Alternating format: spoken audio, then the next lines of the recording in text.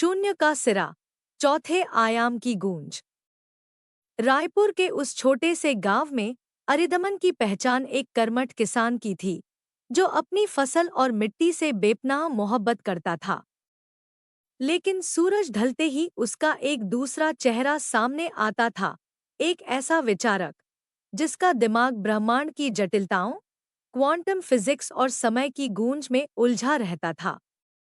अरिदमन अक्सर सोचता था कि क्या यह मुमकिन है कि हम जिस दुनिया को देखते हैं, उसके ठीक पीछे एक और दुनिया छिपी हो।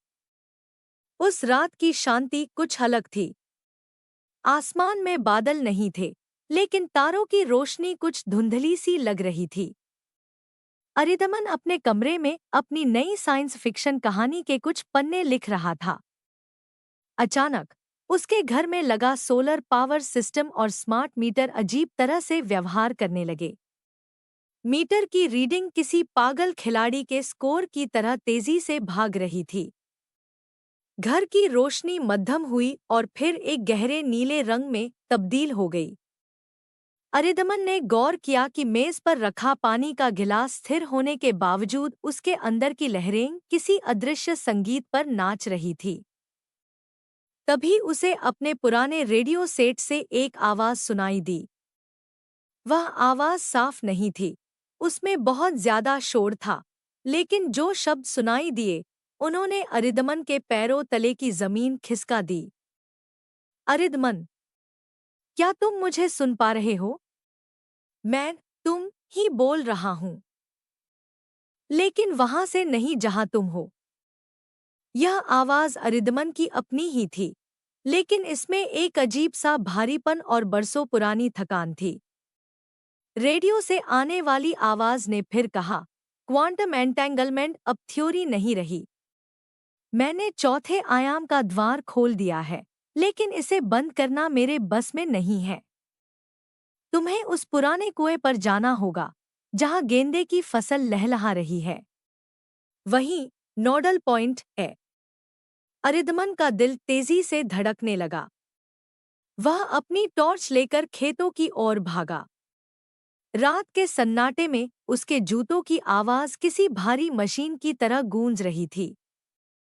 जैसे ही वह गेंदे के खेत के पास पहुंचा, उसने देखा कि वहां की हवा कांच की तरह चटक रही थी। वहां भौतिक विज्ञान का कोई भी नियम काम नहीं कर रहा था। कुएं के चारों ओर की मिट्टी हवा में तैर रही थी, मानो गुरुत्वाकर्षण ने हार मान ली हो। हवा के बीचों बीच एक दरार सी उभरी थी, जो बिल्कुल वैसी ही थी जैसे किसी ने अंतरिक्ष के कपड़े को बीच से फाड़ दिया हो। उस दरार के पार से एक मध्यम रोशनी आ रही थी, जिसमें भविष्य के धुंधले अक्स दिखाई दे रहे थे। अरिदमन ने अपनी वैज्ञानिक समझ का उपयोग करते हुए यह अंदाजा लगाया कि यह फोर्थ डायमेंशन का एक ऐसा गलियारा है जो दो अलग-अलग समय रेखाओं को जोड़ रहा है। वहां समय सीधा नहीं चल रहा था, बल्कि एक घेरे में घूम रहा था। उसने देखा कि उस दरार के दूसरी तरफ एक परछाई खड़ी थी। वह परछाई धीरे-धीरे साफ हुई। वह एक छोटा बच्चा था, जिसके हाथ में क्रिकेट का बैट था। अरिदमन की आंखें भर आईं। वह उसका अपना बेटा था, लेकिन वह वहां कैसे पहुंच गया? क्या वह भविष्य का दृश्य था या अतीत की कोई भूली हुई याद? तभी उसे याद आया कि रेडियो पर दी गई चेतावनी क्या थी। यह कोई भावनात्मक मिलन नहीं था, बल्कि एक क्वांटम जाल था। अगर अरिदमन ने उस दरार को छुआ, तो वह और उसका पूरा अस्तित्व उस चौथे आयाम में विलीन हो सकता था, जहां समय और स्थान का कोई अंत नहीं है। उसने अपने फोन पर कुछ गणनाएं की। उसे समझ आया कि इस पोर्टल को बंद करने के लिए उसे एनर्जी फीडबैक को रोकना होगा। उसने पास ही लगे अपने स्मार्ट सोलर ग्रिड के मुख्य स्विच की ओर दौड़ लगाई। अगर वह बिजली के प्रवाह को एक खास फ्रीक्वेंसी पर बाधित कर दे, तो शायद यह पोर्टल अस्थिर होकर बंद हो जाए। उसका हाथ कांप रहा था।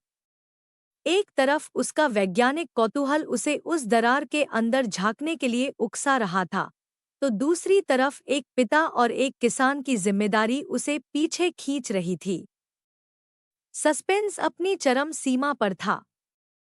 जैसे ही उसने स्विच गिराया, एक बहुत तेज धमाका हुआ और सफेद रोशनी ने पूरे गांव को घेर लिया। जब अरिदमन की आंख खुली, तो सुबह हो चुकी थी।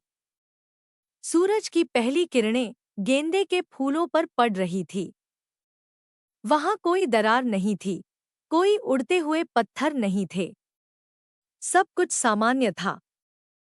लेकिन जब अरिदमन ने अपने हाथ की ओर देखा, तो वहां एक छोटा सा धातु का टुकड़ा था, एक ऐसा पदार्थ जो पृथ्वी के किसी भी तत्व से मेल नहीं खाता था। उसने समझ लिया था कि ब्रह्मांड ने उसे एक झलक दिखाई है। उसने अपनी डायरी निकाली और लिखना शुरू किया।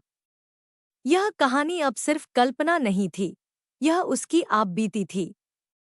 सवाल: अगर आप अरिदमन की जगह होते, तो क्या वे उस पोर्टल के अंदर कदम रखते?